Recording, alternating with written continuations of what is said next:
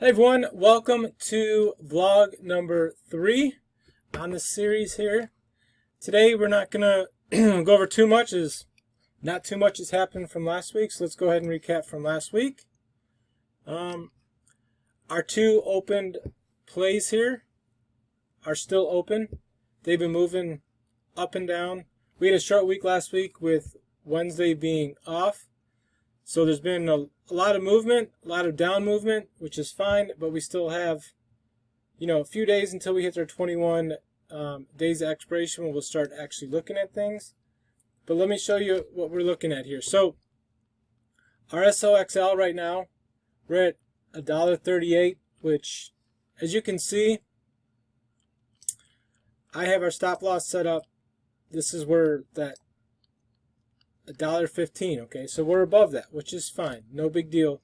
Like I said, we still have time on this one for theta to work with us, but if we go ahead and look at the chart here, we can see that this has fallen a lot, right? It's gone down a lot, which is okay. We've had these trends before, but the good thing is, like, this always goes up, right? So we're still a ways above our 90-day average. We're well above our strikes, so we have some movements. If you want to look at the candles, we can look at the candles. As you can see, we have a doji here. This had a big push down, but as you can see, the buyers are pushing it up and the sellers are pushing it down. So we're kind of in the middle on this one. This one too, we kind of have even wicks on each side. So again, we don't want to look too much at candles. Like, we want to keep it real simple, which we're going to talk about today as well. Okay, we're going to talk about keeping it simple. The other thing I want to talk about is, why do I choose to focus on ETFs versus regular stocks? Okay, so if we look at SPY is starting to bounce back here a little bit, and it's been 40, 42, so I think SPY should be closing out pretty soon. We should be taking our profits on this one here. But let me show you why I like to do ETFs. Just because they're a lot more stable. You don't have to worry about earnings. You don't have to worry about CEOs making an announcement or something, and then your stock price can either skyrocket or it can plummet.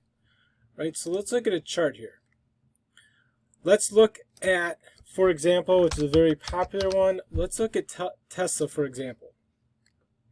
As you can see with Tesla, there's a lot of up and down, like where the market can go one way or the next with any given day, right? Let's take a look at another one. Let's look at Amazon.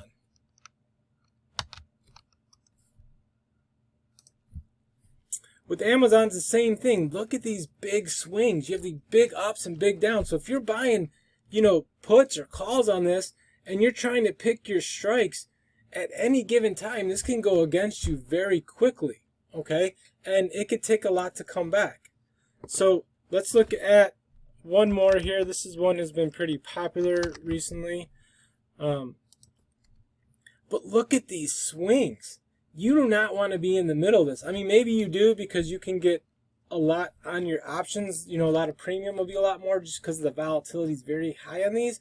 But for me, like I said, I'm all about the base hits. I want to get the singles. If I get a double, cool. But I'm not swinging for home runs, because you know what happens with home run hitters, right? They either hit a home run, they strike out, they fly out, but they're getting out a lot more than they're hitting at home runs. We don't want this, because this can wipe out all your gains very quickly. Okay, so this is why I do ETFs over regular stocks. All right. So going back to our charts again, we didn't look at the candles.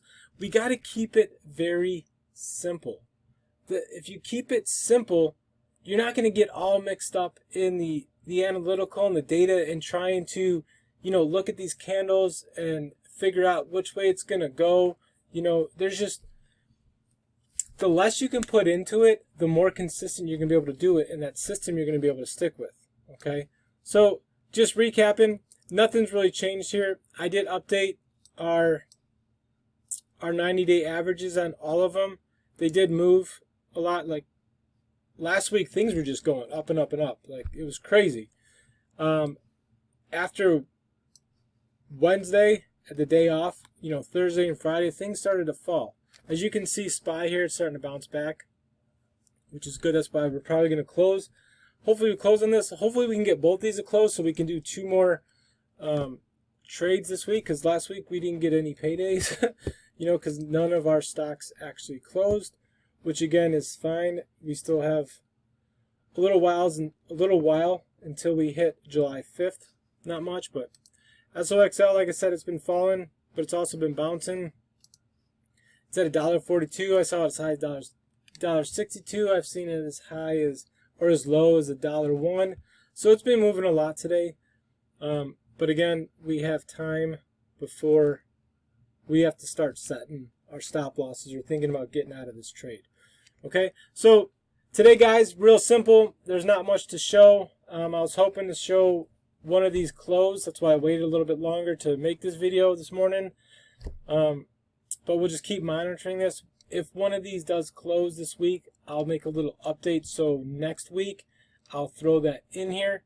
But other than that, you guys go out there, have an awesome week. I appreciate you following along. This is exciting. Like I said, as of right now, you know, we're not doing bad for the month of June. We still have these two working, but we're still up $200 for the month. On $1,000, that's not so shabby. You know, it's 20% above where we're at. And hopefully by the end of the month, we can be 40% up. That would be awesome, right? Or even more. But either way, appreciate you watching. Stay tuned next week when I release our next video, and we will talk to you then. So thanks again, guys. Have an awesome week.